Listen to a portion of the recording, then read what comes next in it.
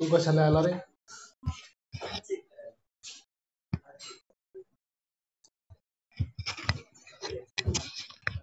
Hello, आवाज clear आहे? Hello, हा क्लिअर आहे सगळं? हा.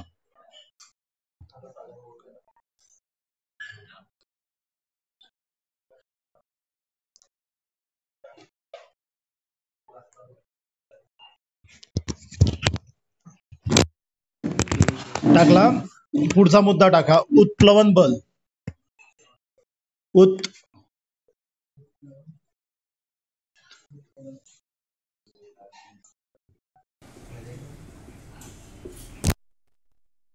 बल शब्द नीट बघा, लिहा. उत्प्लवन बल.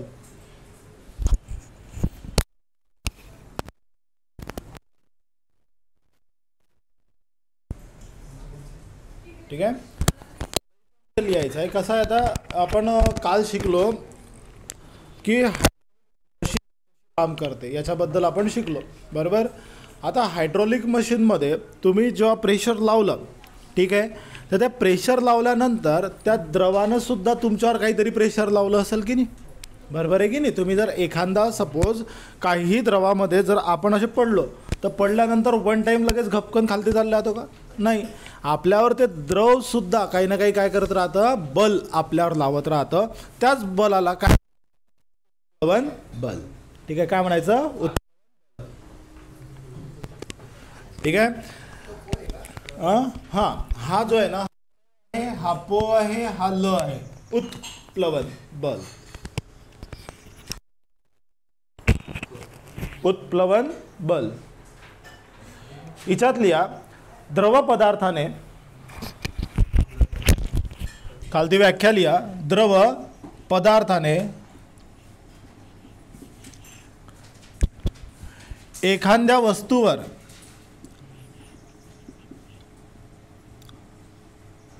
द्रव पदार्थाने एखाद्या वस्तूवर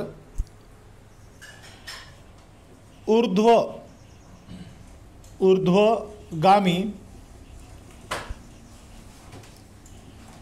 लावलेले बल म्हणजेच उत्प्लवन बल.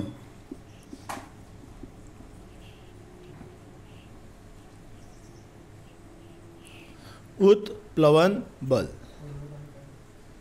ऊर्ध्वगामी लावलेले बल म्हणजे उत्प्लवन बल. सांगतो,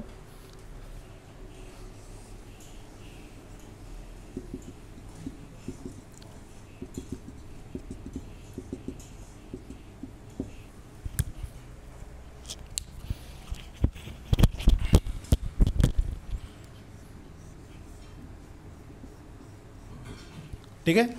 आता आपण काय केला, हा जो एक कोणताही एक पदार्थ पकडा, जो पदार्थ आपण काय केलेला आहे, असा द्रवात ठेवला, पाण्यामध्ये ठेवला. ठीक आहे.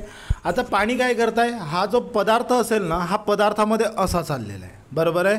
तर पाणी काय करताय, त्याला वरच्या दिशेनं काहीतरी बल लावते, बरोबर आहे की नाही. म्हणून असतं की तो आरामात आरामात आरामात जातो ना. जर आपण असं काहीतरी पदार्थ घेतला आणि खाली सोडून दिला, तर रपकन तो खालती चालला जातो. ठीक आहे. पण एखाद्या द्रवात जर सोडला, तर तो आरामात आरामात जात राहतो. का जात राहतो असा? कारण हे पाणी जे आहे याच्यावर ऊर्ध्वगामी बल लावते. कसं बल लावते? ऊर्ध्वगामी. ऊर्ध्वगामी म्हणजे कसं? वरच्या दिशेनं. कोणत्या दिशेनं? वरच्या दिशेनं. हे वरच्या दिशेनं द्रवाने लावलेलं बल म्हणजेच त्याला काय म्हणायचं? उत्प्लवन बल. काय म्हणता येईल? हां, सांग काय? सांग सांग सांग गौरव, सांग. उत्प्लवन बल सांग दीप. द्रवाने वरच्या दिशेने लावलेले बल, द्रवाने ऊर्ध्वगामी लावलेले बल म्हणजे काय आहे? उत्प्लवन बल. आता या उत्प्लवन बलच्या काही कंडिशन असतात. काही काही वेळेस एखादा पदार्थ पाण्यावर तरंगतो, काही काही वेळेस एखादा पदार्थ पाण्याच्या बरोबर मध्यभागी असतो आणि काही काही वेळेस तो पदार्थ काय होतो? डुबून जातो. बरोबर आहे की नाही? यालाच काय म्हणायचं? तुमचं एक वेगवेगळ्या कंडिशन्स आहे या. जसं पाणबुडी आहे. पाणबुडी डायरेक्ट अशी समुद्राला असा तळाला चिपकून चालते का? अशीच समुद्राच्या मध्यभागी चालते, बरोबर आहे की नाही. अंड घेतलं, एक अंड एक साध्या पाण्यावर जर टाकलं तर काय होते? खाली जाते. आणि मीठ घ्या बरं, मीठ, आणि ते मीठ टाका तिच्यामध्ये, मग मीठ टाकल्यावर काय होतं? ते पाण्यावर तरंगायला लागून जातं. हा काय तुमचा एक प्रकारे उत्प्लवन बलच आहे सगळं, बरोबर आहे ना. याच्या वेगवेगळ्या काय तुमच्या आता कंडिशन्स आहे, त्या कंडिशन आपण लक्षात घेऊ, ठीक आहे ना. तर बघा हिच्यामध्ये टाका, हे डायग्राम काढली का तुम्ही? काढून घ्या. आणि यालाच म्हणा, याला आर्किमिडीचा सिद्धांत म्हणतात. काय म्हणतात त्याला? आर्किमिडीचा सिद्धांत म्हटला जातो.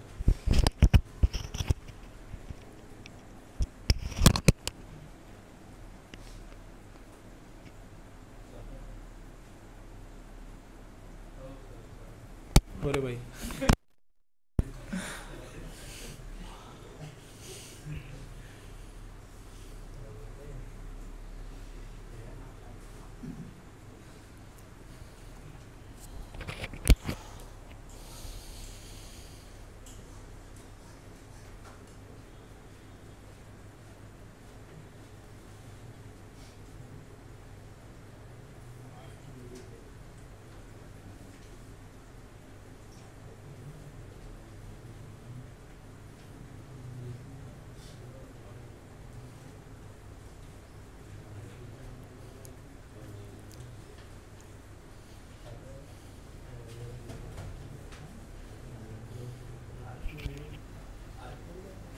नाव आहे जसं तुझं नाव ललित, ललितचा सिद्धांत, मग ललितचा अर्थ, बरोबर आहे की नाही. तसा आर्किमिडीचा सिद्धांत आपण शोधला की नाही, मग आपण आपलं नाव देऊ की नाही, म्हणून तसं होतं.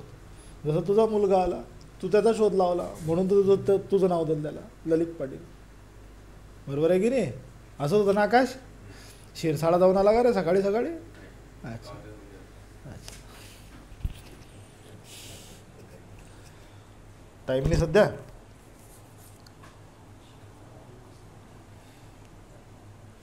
लिहा खालती,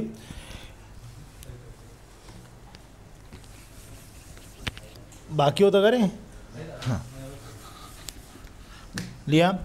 उत्प्लवन बल, उत्प्लवन बल हे,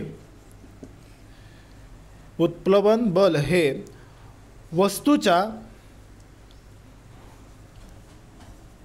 न करता वस्तूने विस्थापित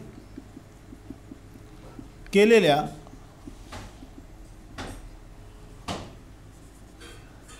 द्रवाच्या बरोबर असते. उत्प्लवन बल हे वस्तूने विस्थापित केलेल्या द्रवाच्या बरोबर असते. विस्थापन समजते ना तुम्हाला आता, बरोबर? विस्थापन म्हणजे बाजूला सारणे. विस्थापन म्हणजे काय? बाजूला सारणे. तुम्ही एखादा पदार्थ, जसं आपण हे भांडं घेतलं, ह्या भांड्यामध्ये पदार्थ टाकला, ठीक आहे ना.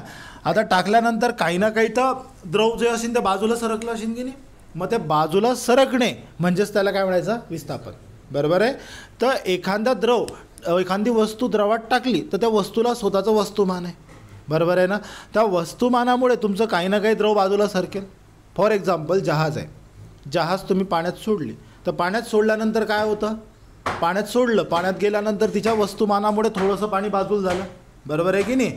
त्यालाच काय म्हणायचं? तिनं जेवढं पाणी बाजूला सारलं तेवढंच त्याला काय लागलं? उत्प्लवन बल लागलं. काय लागलं? उत्प्लवन बल लागलं. क्लिअर आहे का एवढं? त्याच्यानंतर पुढचा मुद्दा लिहा. वस्तूचा आभासी वजन, वस्तूचे आभासी वजन जर आपल्याला काढायचे असले तर काय करता येतं? वस्तूचे वास्तविक वजन किती आहे ते करा. वस्तूचे वास्तविक वजन वजा उत्प्लवन बल. उत्प्लवन बल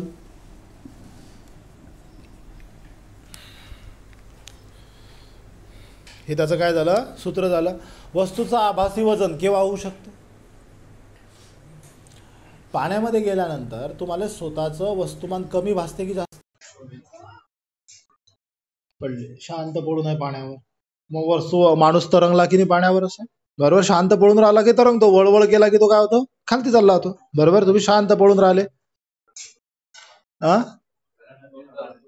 अरे भाऊ तू अजून गेलास नाही मग पाण्यात. अरे ते असं उलटा पडत नाही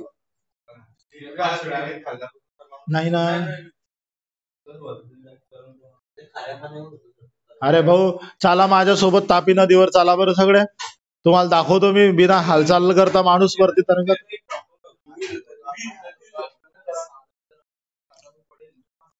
हाँ मतबल मतबल आपने करके नहीं देखा. हा तर जाऊ दे तो बी विषय सर. फॉर एक्झाम्पल पाण्यामध्ये आपण गेले तर पाण्यामध्ये गेल्यानंतर आपल्याला स्वतःला थोडंसं हलकं फील होतं बरोबर आहे ना. हलकं फील होतं म्हणजे ते हलकं फील होणे म्हणजे तुमचं काय आभासी वजन. आता तुम्ही ना काय केलं आभासी वजन तुम्हाला काढायचंय तर तुम्ही ना काही तिच्यात पडल्यानंतर द्रव बाजूला केलं बरोबर आहे. जेवढं द्रव बाजूला केलं ते काय लागलं तुमच्यावर उत्प्लवन बल. आणि एक्झॅक्ट मध्ये तुमचं वजन किती ते बरोबर आहे. एक्झॅक्ट वजनात ना तुमचं उत्प्लवन बल म्हणजे बाजूला सारलेलं द्रव जर वजा केलं तर तुम्हाला काय भेटतं आभासी वजन भेटत. क्लिअर आहे का बरोबर. याचं एक एक्झाम्पल बघू आपण. गणित बघू. गणित पाहिलं की लगेच फटकन समजून ठीक आहे. टाका एक खालती एक गणित लिहा. एका विहिरीत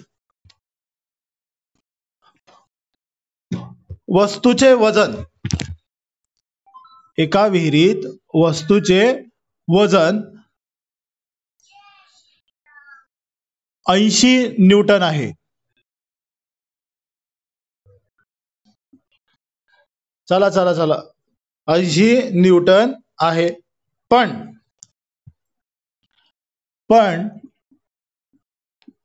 पाण्याच्या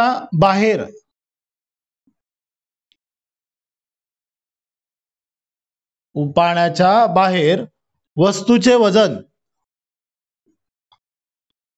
140 न्यूटन आहे. तर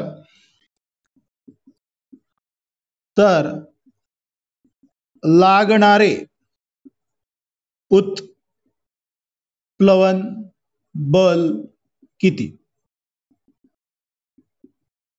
लागणारे उत्प्लवन बल किती? मग आता तुम्हाला सूत्र माहिती आहे की नाही. सूत्रामध्ये किमती ठेवू शकतो आपण. आभासी वजन बरोबर वस्तूचे खरे वजन वजा उत्प्लवन बल. आता आभासी वजन किती आलं तुमचं? विहिरीत म्हटलं ना आपण ना. विहिरीत किती आहे 80 म्हणजे ते काय झालं तुमचं आभासी वजन. आणि वस्तूचे खरे वजन किती 140 वजा काय आहे उत्प्लवन बल. बरोबर आहे का. आता मला सांगा उत्प्लवन बल जे शोधता ते मायनस मध्ये ठेवता नाही. त्याला इकडे घेऊन या याला तिकडे जाऊ द्या. मग उ ब बरोबर 140 वजा 80 किती झाले 60 न्यूटन. हे तुमचं काय झालं उत्प्लवन बल. बरोबर आहे ना. आपण वजन कशामध्ये मोजतो नेहमी केजी. पण ऍक्च्युअल मध्ये आता खरं पाहता आपण फिजिक्स शिकतोय तर काय कशात मोजतो न्यूटन मध्ये. जर आपल्याला ऍक्च्युअल वजन पाहिजे असलं तर हिच्यातनं किती वजा करावं लागतील किती भागाकार करावा लागेल भागेला 10 बरोबर आहे. जर माझं वजन पृथ्वीवर 90 किलो आहे आणि म्हटलं त्याला काय करायचं न्यूटन मध्ये कन्वर्ट करायचं तर मी जस्ट त्याला काय करणार आहे गुणिला 10 तर मला माझं वजन किती भेटलं 900 न्यूटन. क्लिअर झालं का.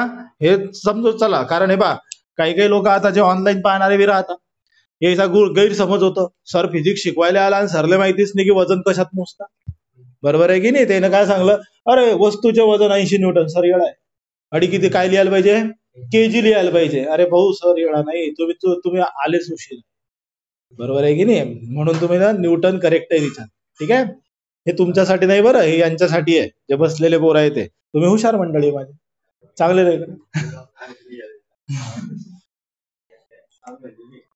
नाही रे,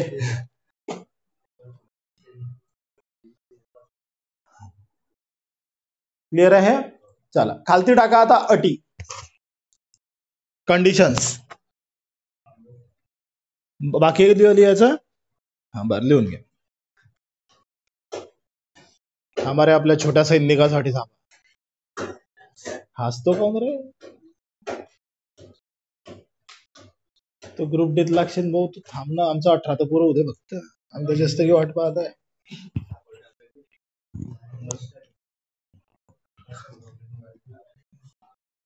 नाही रे, अरे अरे त्याचं लग्न होईल पुढच्या महिन्यात.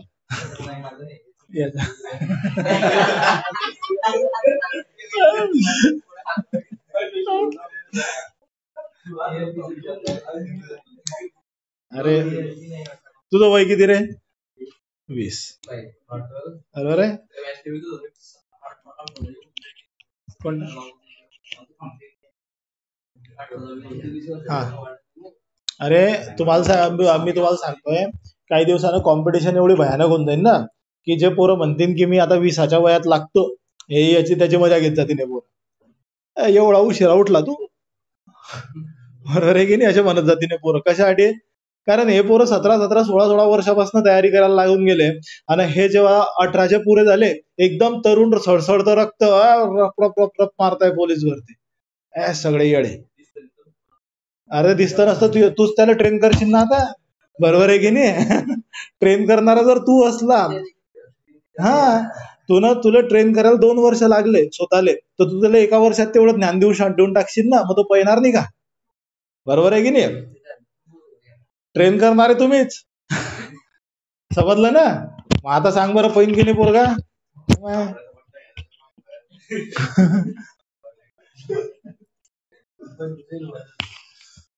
चला आता इथे काय करू, एक लक्षात घ्या. आता कंडिशन लिहिताना एक पहिले लक्षात घ्या, इथे FB म्हणजे फेसबुक नाही. बरोबर आहे ना? याला म्हणायचं काय? उत्प्लवन बल. काय म्हणसान? उत्प्लवन बल. क्लिअर आहे? आणि हिच्यामध्ये दुसरा मांडायचा आहे आपल्याला W. हा आहे वस्तूचे वजन. काय आहे? वस्तूचे वजन. क्लिअर होत आहे? FB म्हणजे काय आला तुमचा? Beyond force. ठीक आहे ना? त्याला म्हणतात उत्प्लवन बल. ठीक आहे. हा झालं. कोण आहे रे ऑनलाईन? MD, वस्तूचे वजन. ठीक आहे. आता पहिली कंडिशन लिहू आपण. इन केस उत्प्लवन बल जास्त आहे. उत्प्लवन बल कसं आहे? जास्त आहे वस्तूच्या वजनापेक्षा. उत्प्लवन बल कसं आहे? जास्त आहे. कशापेक्षा? वस्तूच्या वजनापेक्षा. मग कंडिशन काय होईल रे? हा आपण ना एक पदार्थ घेतला, जो द्रवात टाकला, द्रवात टाकल्यानंतर हा इथे एक वस्तू ठेवून दिली, मग वस्तूवर परिणाम काय होईल? उत्प्लवन बल जास्त आहे वस्तूच्या वजनापेक्षा, तर मग वस्तू काय होईल? तरंगेल. तरंगेल, खाली जाईल, आणखी मधात राहील. 3च कंडिशन होऊ शकतात, त्याच्यावरती थोडी होणार आहे. आता एक लक्षात घ्या, उत्प्लवन बल कसं लागतं? वरती. वरती ढकलतात ते वस्तूले. मग आता याच्यात ढकलण्याचं बल जास्त. काय आहे? ढकलण्याचं बल जास्त आहे. त्या बलापेक्षा याचं वजन कसं झालं? कमी झालं. मग हाय वस्तू तुमची काय होईल? तिथे तरंगेल. काय होईल? वस्तू तरंगेल. मग इथे कंडिशन काय झाली? वस्तू, इथे लिहा, वस्तू पाण्यावर तरंगेल. क्लिअर होत आहे ना? एकदम साधे सिंपल कॉन्सेप्ट आहे.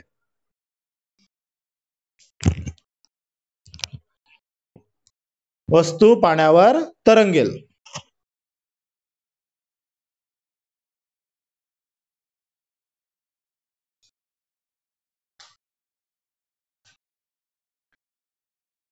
पुढचा मुद्दा, 2 नंबरचा आकडा टाका.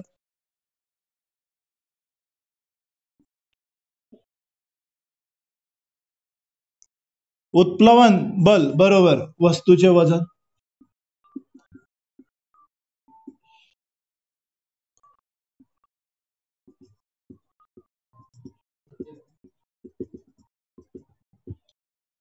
बरोबर करेक्ट आहे. काय होणार दुसऱ्या कंडिशन मध्ये तुमचं उत्प्लवन बल हे वस्तू एवढेच आहे. बरोबर आहे. म्हणजे तिच्यावर त्याचं वजन जेवढं लागतं आहे तेवढाच तो काय करतो आहे उत्प्लवन बल लावतोय. मग काय होईल मध्यभागी राहील. कशी राहील मध्यभागी राहील. म्हणजे एक जहाज किंवा पाणबुडी काय म्हणता येईल जहाज किंवा पाणबुडी हे याचं एक्झाम्पल राहील. वस्तू काय होईल पाण्याच्या मध्यभागी राहील.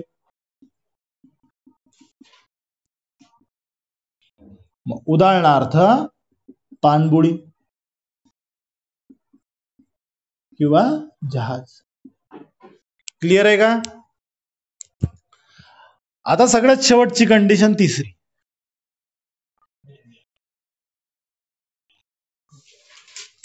बल ज्यादा आहे. बलने म्हणता येईल वजन जास्त आहे. मग वजन जास्त असल्यावर काय होऊन जातं वस्तू डुबून जाईल.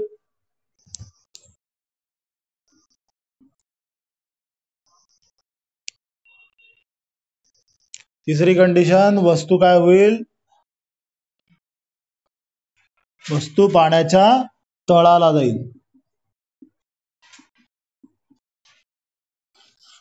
म्हणजे इथे घुसून जाईल वस्तू. 2 नंबरला इथे राहील 1 नंबरला इथे राहील. क्लिअर आहे का. पहिल्या कंडिशन नुसार ही पहिली कंडिशन हिच्यामध्ये तुमचं उत्प्लवन बल कसं होतं जास्त. ह्या कंडिशन मध्ये उत्प्लवन बल कसं होतं बरोबर समान. त्याच्यानंतर इथे उत्प्लवन बलापेक्षा काय वजन जास्त. ह्या तिघी कंडिशन तुम्हाला सांगतात. हा कोणता सिद्धांत आहे आर्किमिडीजचा सिद्धांत आहे. ठीक आहे माझा आहे का.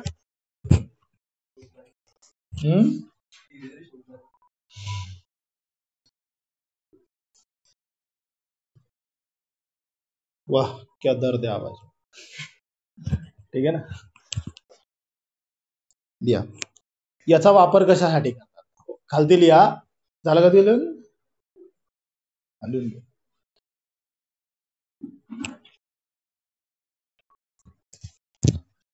आता इथे पुढचा मुद्दा टाका.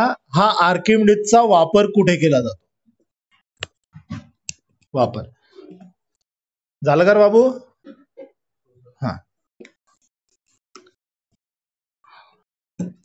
हिच्यामध्ये लिहा. एक धातूच्या गोळ्याची शुद्धता तपासण्यासाठी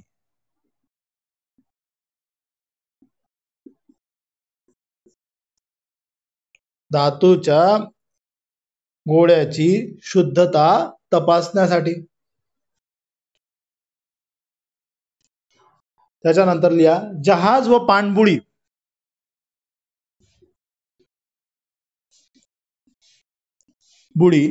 ह्यांच्या निर्माणावेळी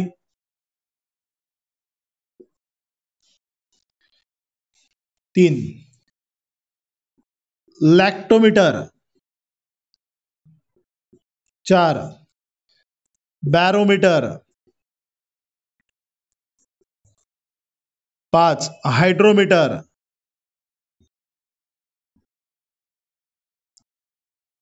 6 अल्टीमीटर त्याच्यानंतर 7 मॅनोमीटर. या सर्वांमध्ये काय होतो आर्किमिडीजचा सिद्धांत काम करतो. आर्किमिडीज हो शास्त्रज्ञ होता. सिद्धांत काम करतो. बर लॅक्टोमीटर कशासाठी वापरता. हा करेक्ट. बॅरोमीटर हवेचा दाब. हायड्रोमीटर सापेक्ष घनता. वा रे वा. अल्टीमीटर अल्टिट्यूड, अल्टिट्यूड म्हणजे नाही नाही, हा आर्द्रता त्याचं ह्याचा आर्द्रता हे नाही ना तात्या. अल्टिट्यूड हाईट, पर्वताची हाईट मोजायची आहे. अल्टिमीटर सांगितलंय मी ना. मॅनोमीटर हवेचा दाब, पण कशातला? एखाद्या भांड्यात ठेवलेला आहे त्याच्यात दाब मोजण्यासाठी. क्लिअर आहे का? मग तिच्यामध्ये लिहा असा टाका, वायूचा दाब मोजण्यासाठी. हे मॅनोमीटर आपलं राहून गेलं तर तिच्यामध्ये वायूचा दाब मोजण्यासाठी. वस्तुमान शिफ्ट झालं.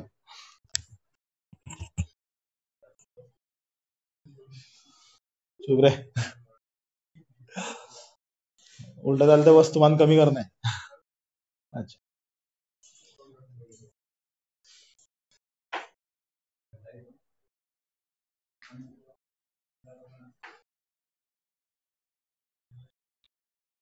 मग आता एक एक्झाम्पल, खिळा घेतला. खिळे माहिती आहे सगळे, खिळे माहिती आहे ना रे? हा हा, खिळा घेतला, पाण्यात टाकला, काय झालं? डुबला. आणि तोच खिळा घेतला आणि पाऱ्यावर ठेवला, तरंगेल. काय मग? कशासाठी? घनताचा ऑप्शन नाहीये. हा, काय सांगसान आता? उत्प्लवन बल कोणाचं जास्त आहे? पाऱ्याचं. कोणाचं? पाऱ्याचं. कारण द्रव काय वापरला आपण ना? पारा वापरला ना, मग द्रवाचं उत्प्लवन बल जास्त आहे. मग आता पेपर मध्ये तो द्रव देईन का? नाही. मग काय म्हणेन तो? खिळ्यापेक्षा पाऱ्याचं उत्प्लवन बल कसं असतं? जास्त असतं. क्लिअर आहे की नाही? म्हणजे खिळे का तरंगतात पाऱ्यावर? कारण उत्प्लवन बलामुळे ते काय करतात? तरंगत असतात. ठीक आहे, खालती लिहा मुद्दा. हा बोला. हा करेक्ट, हा बरोबर. म्हणून एकच आहे ते. आता मी काय सांगितलं सुरुवातीला? एक्झाम्पल काय सांगितलं? की अंड घेतलं, साध्या पाण्यात ठेवलं, खालती चाललं गेलं. मीठ घेतलं, मीठ टाकलं, बरोबर आहे ना? पुरं मिसळून टाकलं आणि अंड सोडावर तरंगायला लागलं. कशामुळे? तुम्ही ना काय केली? आता पाण्याची डेन्सिटी वाढवून टाकली, घनता वाढवली. घनता वाढवली म्हणजे काय केलं? उत्प्लवन बल वाढवण्यास मदत केली. क्लिअर आहे का? समजलं का? मग डेन्सिटी आणि घनता, डेन्सिटी आणि उत्प्लवन बल एक दुसऱ्याशी कनेक्टेड आहे का? समजलं का? फॉर एक्झाम्पल, तुम्ही नदीत पोहायला जा आणि ऍज कम्पेअर समुद्रात पोहा, काय होईल? तुम्हाला समुद्रात पोहताना इझी वाटेल. कशासाठी? कारण समुद्राची घनता मिठामुळे काय असते? जास्त असते. बरोबर आहे की नाही? आणि हिच्यात मीठ असतं का नदीच्या पाण्यात? नाही. मग याचा परिणाम जहाजावर होतो. जर जहाज नदीतनं चाललेलं आहे, ठीक आहे, तर ते जेव्हा समुद्रात एंट्री करतं ना, तेव्हा ते थोडस वरती उचलणार ऑटोमॅटिक. म्हणजे काय होईल? जेवढं ते पाण्यामध्ये डुबतंय की नाही नदीच्या पाण्यामध्ये, तेवढं ते काय येईल? थोडस वरती येऊन जाईल. कशामुळे? कारण समुद्राची घनता कशी आहे? जास्त आहे. समुद्राने लावलेलं उत्प्लवन बल कसं आहे? जास्त आहे. क्लिअर होत आहे की नाही? आणि सेम कंडिशन, उलटी कंडिशन होईल. जेव्हा तो जहाज समुद्राच्या पाण्यातनं नदीच्या पाण्यात जाईल, तेव्हा तो काय होईल? ज्या उंचीवर राहील त्याच्यापेक्षा त्याची उंची काय होईल? कमी होईल. का असं? उत्प्लवन बल काय झालं? कमी झालं. कारण नदीच्या पाण्यामध्ये मिठाचं प्रमाण नाहीये. क्लिअर होत आहे की नाही? समजलं? म्हणजे उत्प्लवन बल महत्वाचं आहे. करेक्ट आहे. आता हिच्यामध्ये खालती तुम्ही लिहू शकता, जवळपास उत्प्लवन बल जे आहे ते इथे संपलेलं आहे. आता पुढचा मुद्दा टाकायचा आहे तुम्हाला, घनता. काय टाकसान? घनता. जास्त घरी हा, पहिलंच ते म्हटलं तू उशिरा आला आज.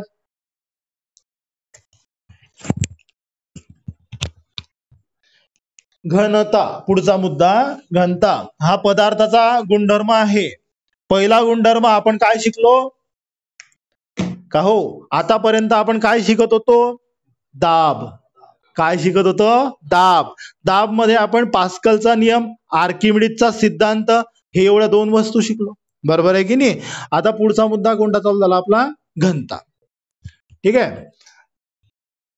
मग घनता यालाच इंग्रजीमध्ये आपण काय म्हणतो? डेन्सिटी. बरोबर आहे? स्पेलिंग चेक करा. डेन्सिटी आहे, कारण भाऊ मराठी मीडियम आहे, शुद्ध, सेमी इंग्लिश सुद्धा नाही आहे. हा, नाही, ऑनलाईन वाले हुशार राहता ना. आता हेच लेक्चर युट्यूबला बी जातं, बरोबर आहे की नाही, हेच लेक्चर ऑनलाईन बी जाईल. मग आता थोडस हे होतं ना. हा बिलकुल, युट्यूबला आपला चॅनल आहे. युट्यूबला चॅनलचं नाव आहे यशोद्य यशोद्य अकॅडमी भुसावळ. ठीक आहे. आणि काही दिवसामध्ये आपण एक काम करणार आहे, पॅकेज आणणार आहे. पॅकेज पुरी पुरी पोलीस भरती 200 रुपयात. किती? पोलीस भरती किती रुपयात? 200 रुपयात. गणित, बुद्धिमत्ता, मराठी व्याकरण पुरा एंडिंग पर्यंत ऑनलाईन, ऑफलाईन नाही. काय आहे? ऑनलाईन. किती रुपये? 200 रुपये. आणि पूर्ण ग्रुप डी चा पॅकेज 1000 रुपये. पुरा A to Z ऑनलाईन करा 1000 रुपये, ऑफलाईन केला माहिती आहे तुम्हाला, माहिती आहे ना.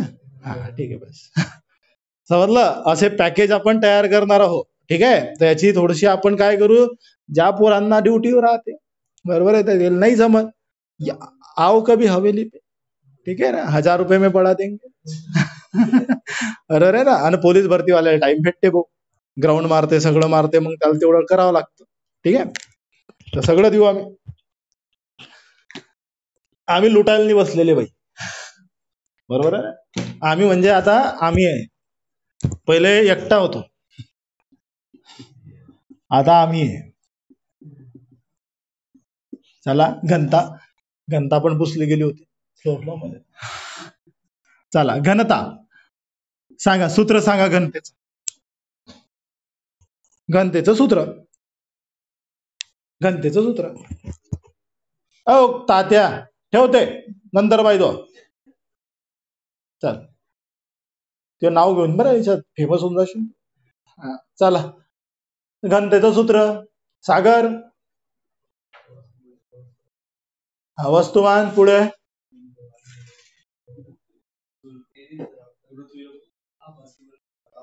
नाही रे भाई, ते आबासी गिबासी सगळं सोडा आता. ते प्रेशर मध्ये साला पॉइंट, प्रेशर झाला, घनता लागेल. घनतेचं सूत्र. घनता सांग रे, इंग्लिश मीडियम सांग. नाही नाही, मायनस गेनस नाही, भागाकारातील. हा, वस्तुमान भागेला आकारमान, म्हणजे काय म्हणता येईल याला, मॉस अपॉन व्हॉल्यूम.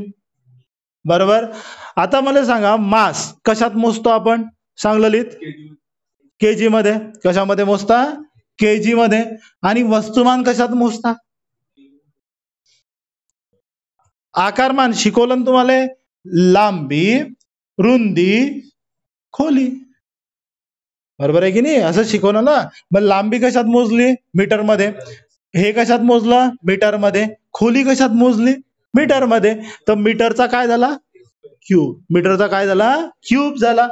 बरोबर आहे ना. एम स्क्वेअर म्हणता तुम्ही, एम स्क्वेअर म्हटला की तुम्ही क्षेत्रफळ मोजलं.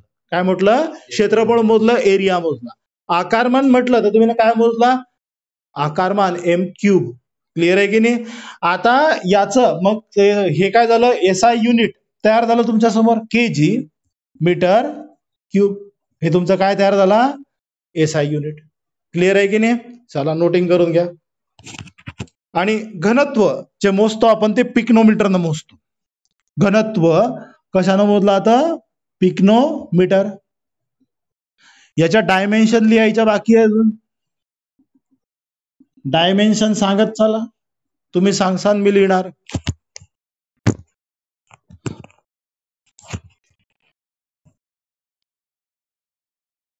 ऑनलाईन जे मुलं ऑनलाईन युट्यूबला पाहतात त्यांनी फक्त तोंड घेऊन येऊ नये, नोटबुक आणि पेन सुद्धा घेऊन यायचा आणि नोटिंग करत राहायची.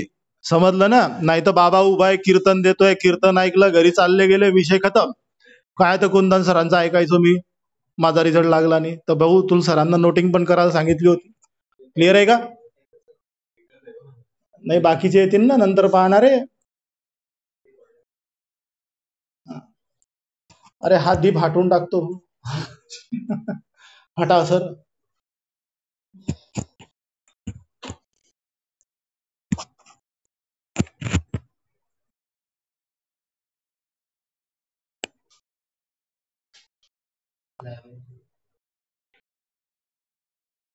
क्लिअर आहे? घनत्व कशात मोजता? पिकनोमीटर मध्ये. मग याचं एसआय युनिट काय? KG metre cube. त्याच्यानंतर याचा फॉर्म्युला काय? वस्तुमान भागेला आकारमान. मग हे राहिलं ना रे, हे भरावं लागेल ना. किलोग्रॅम काय म्हणतो आपण त्याला? मास. बरोबर आहे. तर मास म्हटलं तर आपण कॅपिटल मध्ये इंडिकेट करतो. बरोबर आहे की नाही? आणि हा अंशात बसलेला आहे, तर याच्या डोक्यावर काही लिहायची गरज आहे का? नाही. इथे काही स्क्वेअर वगैरे आहे का? नाही. मग आता इथे आला काय? मीटर. लेंथ. बरोबर आहे ना? मीटरला कशात म्हणतो आपण? लेंथ. आणि हा छेदात बसलेला आहे, याला शेजारी बसवायचा असेल तर याने याच्या डोक्यावरच्या 3ला काय करावं? मायनस करावा. ह्या तुमच्या डायमेन्शन. बरोबर आहे की नाही? परीक्षेमध्ये डायमेन्शनवर प्रश्न आला, डायरेक्ट हाणून मारायचा त्याला, सोडायचाच नाही. फक्त भाऊ काय पाठ पाहिजे बस. नाहीतर आमच्या सरने सांगलं होतं साला फॉर्म्युला काय, त्या फॉर्म्युल्याच्या भरोशावर तर मी डायमेन्शन पाठ नाही केलं. चला, समज रहे हो ना? हा. अरे हसत जाय रे थोडसा. त्या भाऊला मस्त मन मोकळेपणाने हसतेले का. चला खालती टाका.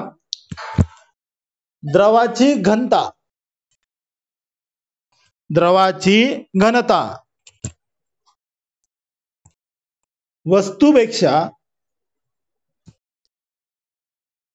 वस्तूपेक्षा जास्त असेल, द्रवाची घनता वस्तूपेक्षा जास्त असेल तर वस्तू पाण्यात तरंगते.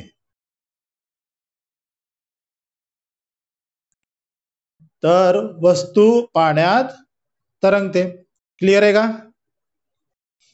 काय सांगितलं?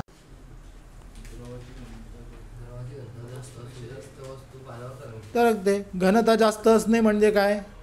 द्रव डायल्यूट असणे, अशुद्ध असणे. बरोबर आहे की नाही? फॉर एक्झाम्पल तुम्ही ना काय केलं, द्रव घेतलं, द्रवामध्ये माती टाकून दिली, माती टाकली, चिखल तयार करून टाकला. बरोबर?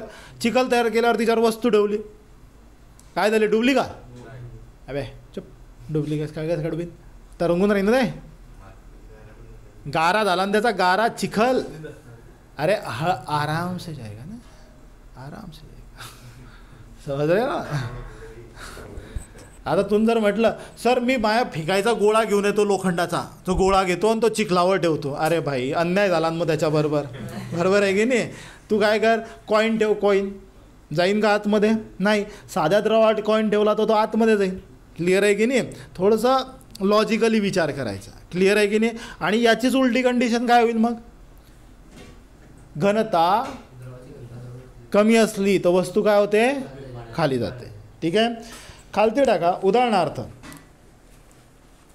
उदाहरणार्थ बर्फ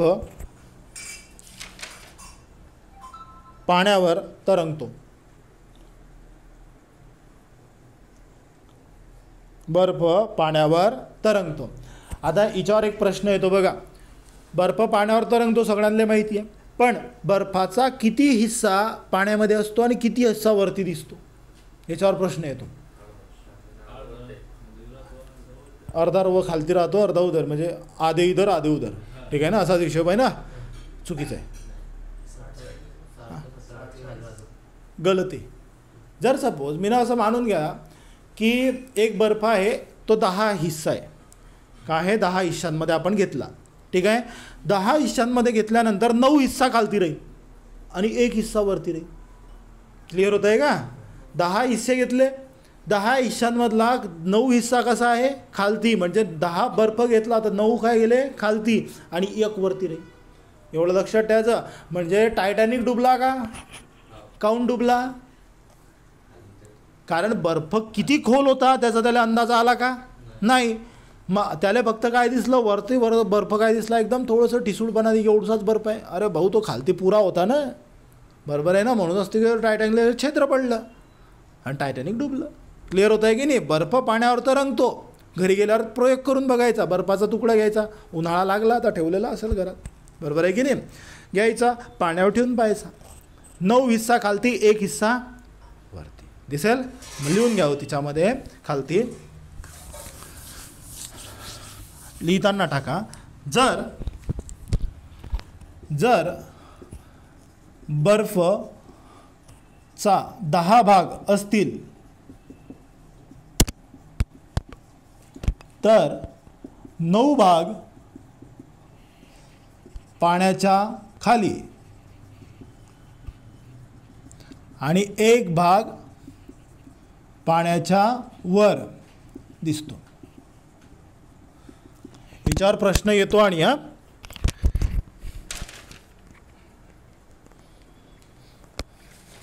मग आता समुद्राच्या पाण्याची घनता जास्त की नदीच्या पाण्याची घनता जास्त? समुद्राच्या पाण्यामध्ये. मग समुद्रामध्ये पोहणं सोपं की नदीत पोहणं सोपं? समुद्रामध्ये. त्याच्यानंतर महानदीचा तिथे झाला ढगा. हां, ढगाचं घनत्व जास्त की वातावरणाचं घनत्व जास्त? वातावरणाचं. म्हणून असतं की काय होतं, ढग तरंगतो. क्लिअर आहे की नाही? लिहून द्यायची भाऊ गरज नाही आहे आता. हां, ज्यांना माहिती नाही त्यांनी लिहून घ्या. ढगाचं घनत्व वायूपेक्षा कसं राहतं? कमी असतं, म्हणून तो हवेवर तरंगतो. क्लिअर आहे? त्याच्यानंतर हिच्यामध्ये आहे लोणी आणि दूध, कोणाची घनता जास्त? दुधाची. आणि लोण्याची घनता कशी राहते? कमी, म्हणून लोणी कसं येतं? वर तरंगायला लागतं. क्लिअर आहे की नाही? त्याच्यानंतर हिच्यामध्ये दिलेलं आहे सेम आपलं तो पाणी आणि लोखंड आणि पारा याचा संबंध दिलेला आहे. तिच्यामध्ये बी काय घनता कोणाची जास्त आहे? पाऱ्याची. क्लिअर होत आहे ना सगळं? हे एक्झाम्पल जे आहे हे पेपरला विचारतील सगळे, आणि त्यावेळेस तुम्हाला प्रॉपर आन्सर ठेवता आलं पाहिजे की घनता जास्त आहे म्हणून भाऊ आता रंगतोय. क्लिअर आहे की नाही?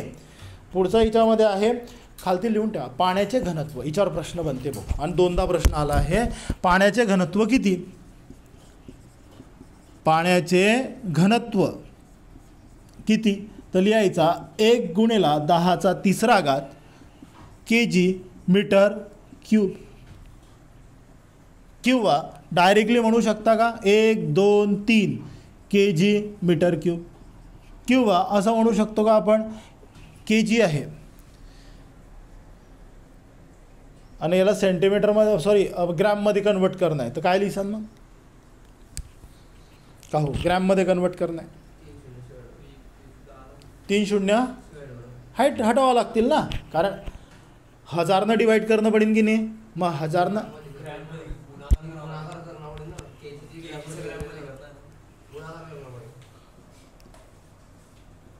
1 kg म्हणजे किती आले? 1000 ग्रॅम. मग त्याच्यानंतर तुम्हाला ग्रॅममध्ये कन्वर्ट करायला सांगितले मी, मग काय करशाल तुम्ही? गुणिला 1000 म्हणजे 0 बाळतील का मग? बरं ठीक आहे, आपण पाहू बरं मग पेपरच्या वेळेस आता. ठीक आहे ना, विचार करता बरं.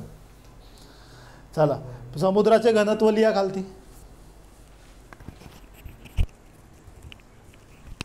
समुद्राच्या पाण्याचे घनत्व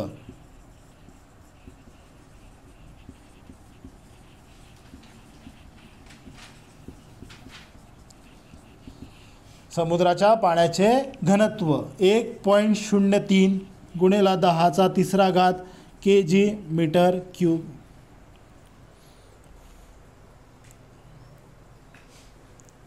आणि हे पाठ करून ठेवायचं आहे. हे बाय चान्स पेपरमध्ये साधं सिंपल घनत्व काढा असा जर आला तर तुम्हाला त्यावेळेस माहिती पाहिजे की 1000 गुणणं आहे. क्लिअर आहे? कितीनं गुणणं आहे? 1000 गुणणं आहे. आणि याचं जर लहान रूप म्हटलं तर इथे येईल तुमचा 1 ग्रॅम सेंटीमीटर क्यूब. आता हा कसा येईल याच्यासाठी तुम्हाला पुरे 24 तास आहे, 48 तास आहे, उद्या सुटी. हा असा का लिहिला असेल हे तुम्ही शोधायचं. हा सीजीएस युनिट झाला ना, पण तज्ज्ञांच्या मते